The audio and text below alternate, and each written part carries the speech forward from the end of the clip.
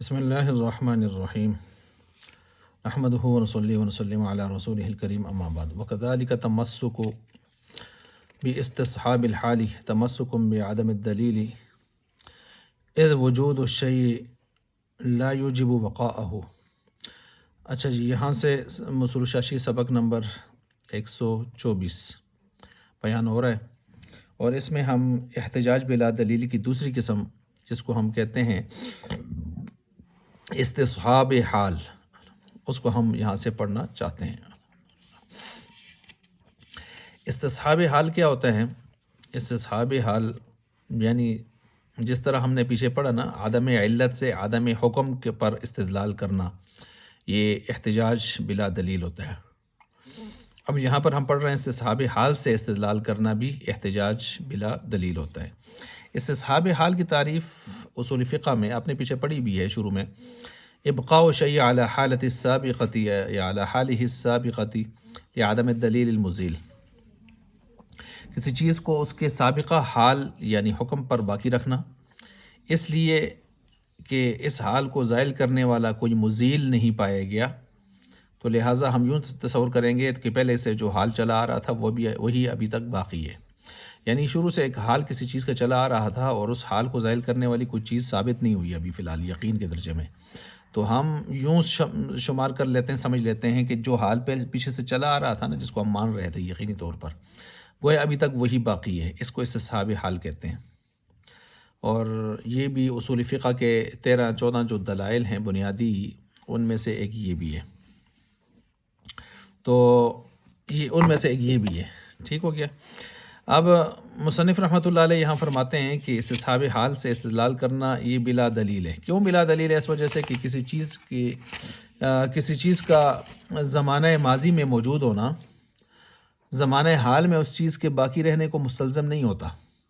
کیا مطلب؟ یعنی یہ بات ضروری نہیں ہے نا کہ کوئی حکم وہ ماضی میں جب موجود تھا تو حال میں بھی وہ ابھی تک باقی ہی ہو، یہ کوئی ضروری تو نہیں ہے۔ اس لیے استصحاب حال کا جو معاملہ ہے اس طرح کچا سا ہوتا ہے، لیکن دلیل ہوتی ہے کہ جب کوئی زائل کرنے والا مزیل نہیں آیا تو ہم یہ سمجھیں گے کہ پہلے یہ والی پوزیشن فی الحال کیا ہے، باقی ہے۔ تو اس لیے اس کو عام طور پر جو ہے جب اس کو کمزور دلیل ہونے کی وجہ سے بھی ہم یہ کہہ دیتے ہیں کہ گویا دلیل بنانا ہے، اس کو فی الحال احتجاج بلا دلیل ہی نظر آتا ہے۔ اچھا، اسی کی ہم مثالیں دے رہے ہیں مصنف رحمۃ اللہ علیہ یہاں سے، فیصلح للدفع دون الالزام، یہاں سے یہ فرما رہے ہیں مصنف رحمۃ اللہ علیہ کہ استصحاب حال جو ہے یہ دفع کی صلاحیت رکھتا ہے، کسی حکم کو دفع کرنے کی صلاحیت رکھتا ہے، لیکن الزام کی صلاحیت نہیں رکھتا۔ کیا مطلب؟ استصحاب حال جو ہے ہمارے ہاں وہ حجت دافعہ تو ہو سکتا ہے، حجت ملزمہ نہیں ہو سکتا۔ حجت دافعہ کا مطلب یہ ہے، یعنی اس کا مطلب کیا بنتا ہے کہ استصحاب حال یہ کہ یعنی استصحاب حال کی جو دلیل ہے اس کے ذریعے سے ہم احناف کے نزدیک کسی حکم کو دفع تو کر سکتے ہیں، دفع دور تو کر سکتے ہیں، لیکن اس کے ذریعے سے کوئی حکم کسی کے اوپر ابتداً لازم نہیں کر سکتے، ابتداً لازم نہیں کر سکتے، یہ احناف کے نزدیک ہے۔ گویا حجت دافعہ ہے، حجت ملزمہ نہیں ہے۔ امام شافعی رحمۃ اللہ علیہ فرماتے ہیں یہ حجت دافعہ بھی ہے، ملزمہ بھی ہے، دونوں ہے، یعنی کسی حکم کو دفع کرنے کی صلاحیت بھی رکھتا ہے استصحاب حال، اور ابتدا سے کسی پر کوئی حکم لازم کرنے کی صلاحیت، ملزمہ ہونے کی حیثیت بھی رکھتا ہے۔ مختصر یہ ہے کہ پھر استصحاب حال حجت دافعہ تو بال اتفاق ہے، حجت ملزمہ ہمارے ہاں نہیں ہے، احناف کے ہاں، امام شافعی کے ہاں حجت ملزمہ بھی ہے۔ اب امام شافعی رحمۃ اللہ علیہ حجت ملزمہ کے طور پر یہ بتا رہے ہیں کہ دیکھیے کہ ہم دیکھتے ہیں کہ کئی جگہوں پر شریعت کے اندر شرعی مسائل میں وہ استصحاب حال کو دلیل بنایا گیا ہے، حالانکہ وہاں ہمیں اس کے علاوہ کوئی اور دلیل نظر بھی نہیں آتی، تو پھر اس سے یہ وہ چیز گویا لازم آ رہی ہے، وہ حجت ملزمہ بن رہی ہے۔ مثلا کچھ مثالیں دی ہیں کہ ایک آدمی نے وضو کیا اور جب تک اب وضو مان لیا کہ اس نے وضو کیا ہے، تو اب اس وقت تک ہم اس کو وضو والا ہی کہیں گے، باوضو ہی کہیں گے، جب تک وضو کو توڑنے والی کوئی چیز اس سے ثابت نہیں ہو جاتی، تو ہم اس وقت تک یہ کہیں گے وضو کے اوپر ہی ہے، ٹھیک ہے۔ تو اب یہاں پر گویا اس استصحاب حال کو ہم نے دلیل بنایا، ٹھیک ہے، اس کے باوضو ہونے کے حکم کو ثابت کیا ہم نے وقتی طور پر بھی۔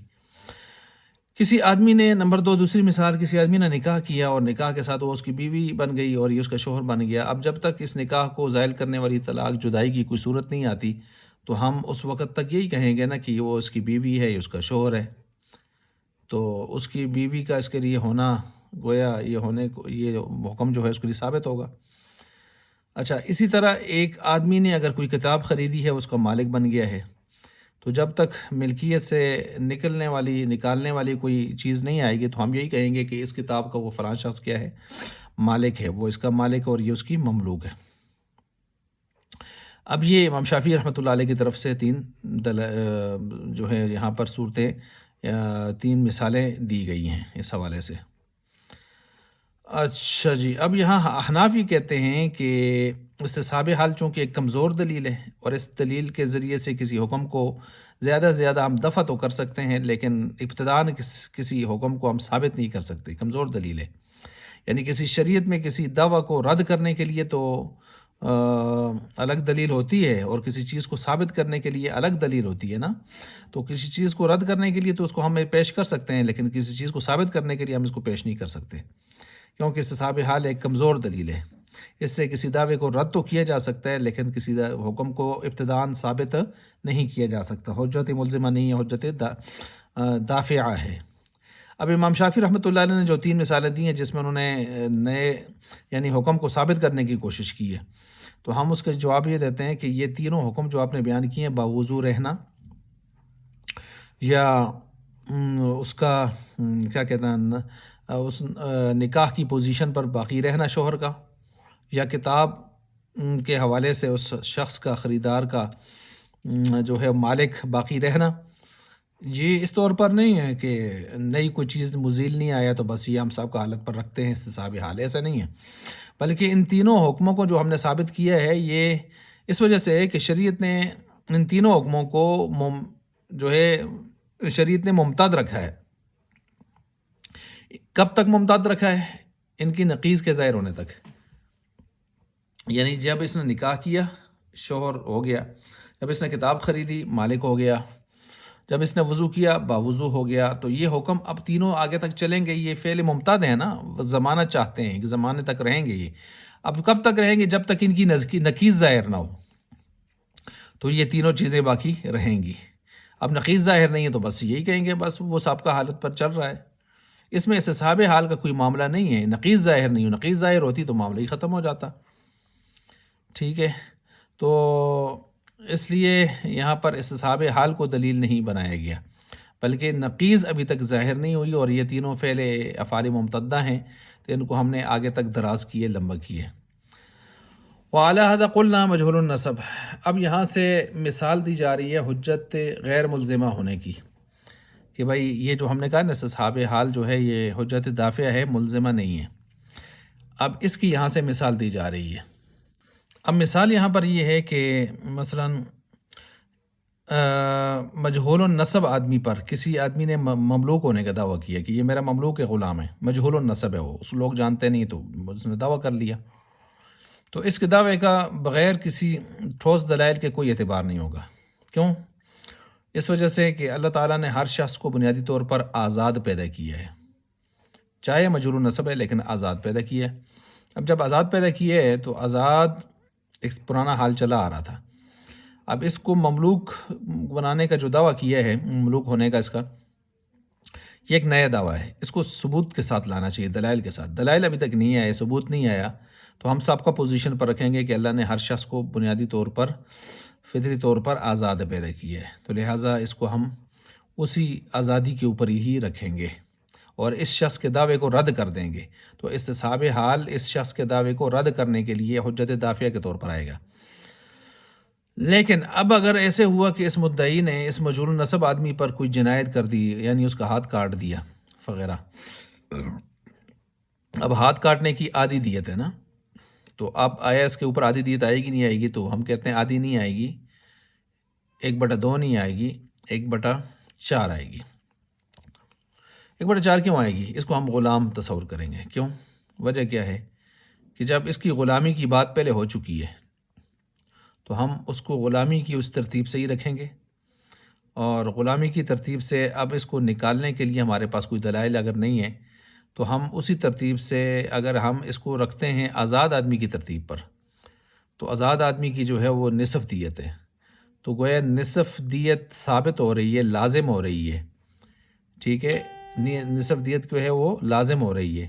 اب حجت یہ جو استصحاب حال ہے، استصحاب حال وہ تو اس کو ثابت استصحاب حال جو ہے اس کو ثابت کر رہا ہے.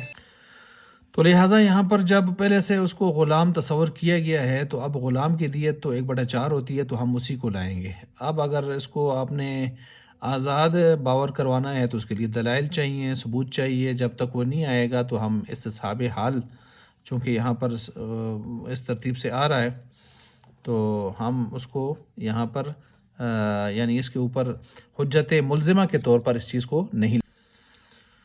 تو سابقہ جو اس کی یعنی آزادی والی حالت ہے اس کو استصحاب حال کے ساتھ لاتے ہوئے ہم اس پر یعنی آزاد آدمی کی دیت یعنی 1/2 نہیں لائیں گے، بلکہ وقتی طور پر جو ہے اس کو ہم اس کو دیکھتے ہوئے اس کو غلامی کے ترتیب سے ہی، جب تک آزادی کے دلائل اس کے اوپر قائم نہیں ہو جاتے، اس کا ثبوت قائم نہیں ہو جاتا، اگر ہم استصحاب حال کے طور پر اس پر 1/2 نصف دیت آزاد والی لاتے ہیں تو یہ گویا استصحاب حال سے ہم ایک حکم کو ثابت کر رہے ہیں، اس کی آزادی کو سامنے رکھتے ہوئے 1/2 دیت کو.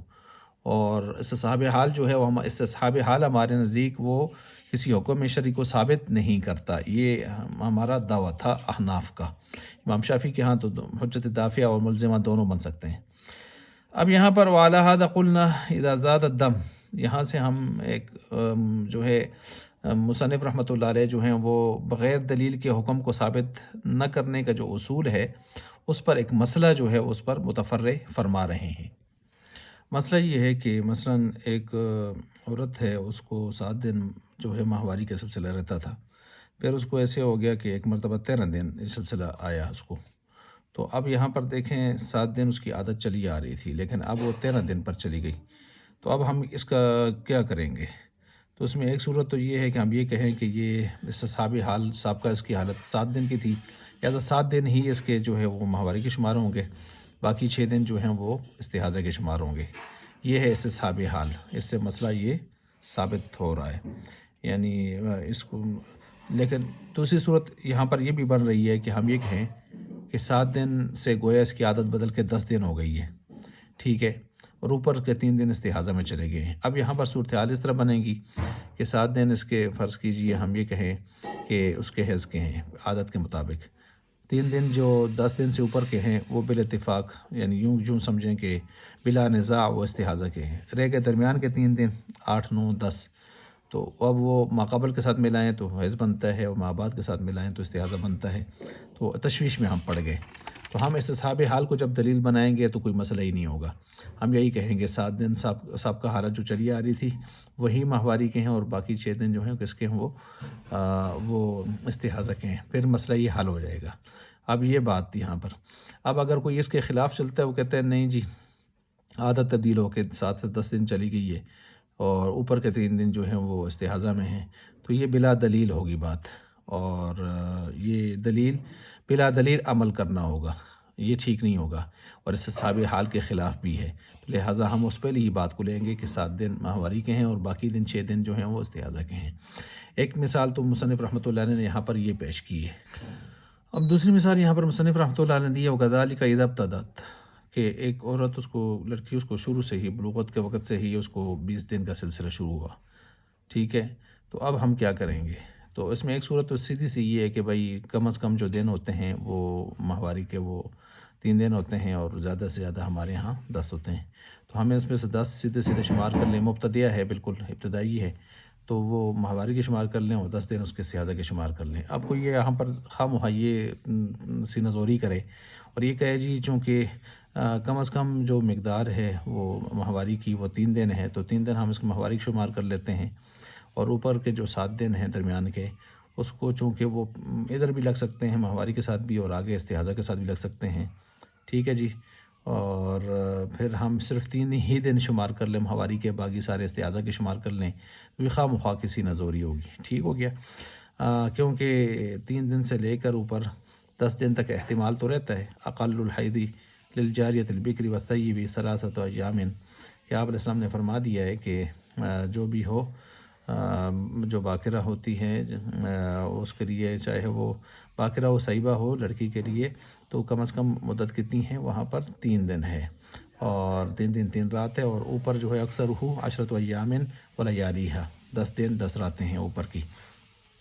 تو لہٰذا یہ 3 سے 10 تک ہم اس کو لے کے چلے جائیں گے، اور یہ کہیں گے 10 دن ابتدائی جو ہیں اس کے کیا بنتے ہیں؟ ماہواری کے ہیں، اور باقی اوپر 10 دن جو ہیں استحاضہ کے ہیں۔ تو یہ بنیاد ہے اس کے لیے، ہمیں حدیث ہمارے پاس موجود ہے۔ اگر کوئی کہے نہیں جی 3 ہی دن جو ہیں ہم لے لیتے ہیں اسے حیض کے، اور باقی سارے 17 دن اوپر کے استحاضہ کے لے لیتے ہیں، تو یہ بلا دلیل ہوگا، یہ بلا دلیل ہوگا، اور یہ ٹھیک نہیں ہوگا، کیونکہ فرمان رسول بھی ہمارے پاس موجود ہے، اس میں 3 دن سے 10 دن تک لے کے تو لہٰذا کم از کم مدت 3 دن ہے، 3 دن سے کم ہوگا استحاضہ ہے، اور 10 دن سے اوپر ہوگا وہ بھی کیا ہے؟ استحاضہ ہے۔ تو اس کو بنیاد بنا کر ہم یہاں پر یہ بات کر رہے ہیں۔ وَمِنَ الدَّلِيلِ عَلَىٰ أَنَّ الْاسْتِصْحَابَ حُجَّةٌ لِلدَّفْعِ، مصنف رحمۃ اللہ علیہ یہاں سے صحاب حال کی جو حجت دافعہ ہونے اور حجت ملزمہ نہ ہونے کی جو دلیل ہے، اس کو مفقود کے مسئلے کے ساتھ لا رہے ہیں۔ مفقود گمشدہ آدمی کو کہتے ہیں جس کی موت و حیات کا کوئی علم نہیں ہوتا، اور ایسا آدمی جو ہے وہ اس کی منکوحہ بیوی کے حوالے سے احناف کے ہاں مختلف روایات ہمیں ملتی ہیں۔ فتویٰ اسی بات پر ہے، ویسے تو 100 110 سال 90 سال یہ ہم عصر ختم جب تک نہ ہو جائیں شوہر کے تو عورت انتظار کرے، لیکن ہم نے فتویٰ دیا ہے امام مالک رحمۃ اللہ علیہ کی فقہ پر، تو وہ یہی ہے کہ قاضی کے پاس دعویٰ دائر کرے وہ جا کے عورت، اور پھر اس کے بعد اس کو تلاش یہ ساری چیزیں ہوں، اور قاضی اس کو پھر جو ہے 4 سال کی مہلت دے 4 سال کی مہلت کے بعد جو ہے وہ پھر آگے اس کی موت کی ڈگری، اس کا موت کا فیصلہ دے سکتا ہے، اور وہ عدت گزارے گی، اور 4 مہینے 10 دن موت کے اس حوالے سے عدت وفات، اور پھر وہ اپنا آگے سلسلہ کر سکتی ہے۔ تو اس صورت میں پھر اس کی جو بیوی ہے، اس کی بیوی کے حق میں یعنی وہ عدت گزار کر دوسرے مرد سے وہ نکاح کر سکتی ہے، شادی کر سکتی ہے۔ تاہم مفقود کا جو مال ہے، جائیداد ہے، اس کے حق میں یہ زندہ ہی شمار ہوگا۔ مفقود اپنا جو مال ہے نا، جائیداد، اس میں وہ زندہ شمار ہوگا، دوسروں کے مال کے حق میں وہ مردہ شمار ہوگا۔ اپنے مال میں زندہ شمار ہوگا، یعنی اس کی میراث تقسیم نہیں ہوگی ترکہ، اور دوسروں کے مال میں وہ مردہ تصور ہوگا، یعنی اگر وہ وارث نہیں بن سکے گا۔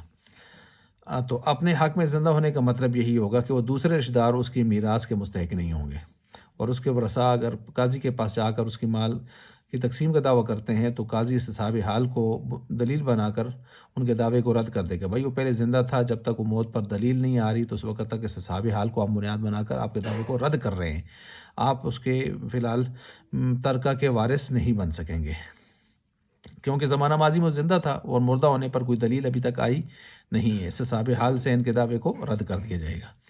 اچھا، دوسرے کے مال کے حق میں یہ مردہ ہونے کا مطلب یہ ہے کہ یعنی اگر مفقود کے ماں باپ میں سے کوئی مر جائے تو مفقود اس کا وارث نہیں بنے گا، اس لیے کہ استصحاب حال کو یہاں پر دلیل بنا کر ہم حق تو نہیں ثابت کریں گے اس کے لیے نا۔ ہم نے کہا ہے نا، استصحاب حال وہ کسی چیز کو ثابت کرنے کے لیے نہیں آتا کہ اب ہم اس کا حصہ بھی ثابت کرنے لگ جائیں، لیکن رد کرنے کے لیے آتا ہے کہ اس کے مال پر کوئی آدمی وراثت کا دعویٰ کرے تو ہم اس کو رد کر سکتے ہیں، یہی ہم نے کہا تھا، اور یہی دلیل یہاں پر فٹ ہو رہی ہے مفقود کے حوالے سے۔ تو یہ یہاں پر میراث کے حوالے سے ہم نے استصحاب حال کو یہاں پر دلیل بنایا، اور حجت دافعہ بنایا، حجت ملزمہ نہیں بن سکی یہاں پر۔ اب یہ بات کرنے کے بعد فَإِنْ قِيلَ قَدْ رُوِيَ عَنْ أَبِي حَنِيفَةَ، یہاں سے مصنف رحمۃ اللہ علیہ نے اس عبارت میں بغیر دلیل کے استدلال کے صحیح نہ ہونے پر ایک اعتراض کر کے اس کا جواب دیا ہے۔ یہاں سے اعتراض یہ کر رہے ہیں کہ آپ کہتے ہیں کسی مسئلے میں بغیر دلیل کے استدلال کرنا صحیح نہیں ہوتا، حالانکہ خود امام ابو حنیفہ رحمۃ اللہ علیہ نے بغیر دلیل کے جو ہے استدلال کیا ہے۔ کیسے کیا جی؟ امام ابو حنیفہ رحمۃ اللہ علیہ سے یہ بات مروی ہے کہ عنبر میں خمس نہیں ہے، اور اس کی دلیل انہوں نے یہ دی ہے کہ لِأَنَّ الْأَثَرَ لَمْ يَرِدْ بِهِ، کہ اس پر کسی قسم کا کوئی اثر، کوئی دلیل وارد نہیں ہوئی، تو وارد نہ ہونے کی وجہ سے گویا عنبر میں خمس نہیں ہے۔ اب عنبر میں خمس نہیں ہے، اس کو ثابت کیا انہوں نے، اور ساتھ دلیل یہ دی ہے کہ اس پر کوئی حدیث وارد نہیں ہوئی ہے، یعنی کوئی ایسی حدیث وارد نہیں ہوئی جو اس کو رد کرے، تو سب کا حالت میں پھر جب اس پر خمس نہیں ہے تو لہٰذا ہم نے کہا خمس نہیں ہے. ٹھیک ہے. تو یہاں پر انہوں نے گویا حدیث کے وارد نہ ہونے سے خمس کے واجب نہ ہونے پر استدلال کیا ہے. تو یہ استدلال کرنا عدم دلیل سے استدلال کرنا ہے پھر، کہ دلیل نہیں آئی نئی کوئی ایسی چیز جو رد کرے خمس کو، تو خمس کے نہ ہونے کو، تو ہم نے کہا خمس نہیں ہے. ٹھیک ہے. اب یہاں ہم اس کا جواب دیتے ہیں کہ امام حنیفہ رحمۃ اللہ علیہ نے عدم دلیل سے عدم حکم پر استدلال نہیں کیا، بلکہ عنبر میں خمس کے قائل نہ ہونے کا عذر بیان کیا ہے. یہ نہیں ہے کہ انہوں نے عدم دلیل سے عدم حکم پر استدلال نہیں کیا ہے، ایسی بات نہیں ہے. یعنی امام حنیفہ رحمۃ اللہ علیہ نے عدم دلیل سے عدم حکم پر استدلال نہیں کیا ہے کہ دلیل نہیں ہے تو لہٰذا حکم بھی نہیں لگے گا یہاں پر، ایسے نہیں ہے. بلکہ امام ابو حنیفہ رحمۃ اللہ علیہ نے عنبر میں خمس کے قائل نہ ہونے کا عذر بیان کیا کہ میں عنبر میں خمس کا کیوں قائل نہیں ہوں. تو انہوں نے یہ بیان فرمایا کہ اس پر کوئی حدیث نہیں آئی کہ میں اس کی وجہ سے قائل ہو جاؤں. ٹھیک ہے.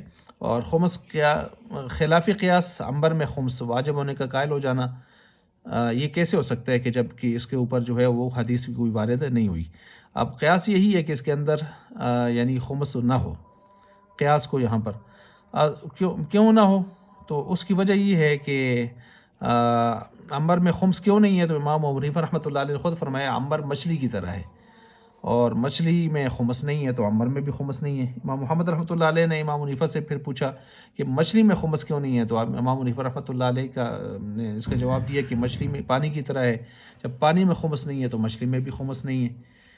تو گویا امام حنیفہ رحمۃ اللہ علیہ نے اس جواب میں خمس واجب نہ ہونے کی دلیل قیاس کو بنایا ہے، اور یہ دلیل ہے ان کی اصل میں، استصحاب حال کو نہیں بنایا، قیاس کو بنایا ہے. اور یہ جو فرمایا لأن الأثر لم يرد بھی، اس پر کوئی حدیث وارد نہیں ہوئی، تو یہ تو اس پر عذر بیان کیا ہے، بطور عذر کے کہا ہے کہ عدم دلیل سے عدم حکم پر استدلال جو نہیں کیا، بلکہ یہاں پر عنبر میں خمس کے قائل نہ ہونے کا عذر بیان کیا ہے کہ میں قائل کیوں نہیں ہوں خمس کا ادھر، یہ بیان کیا ہے.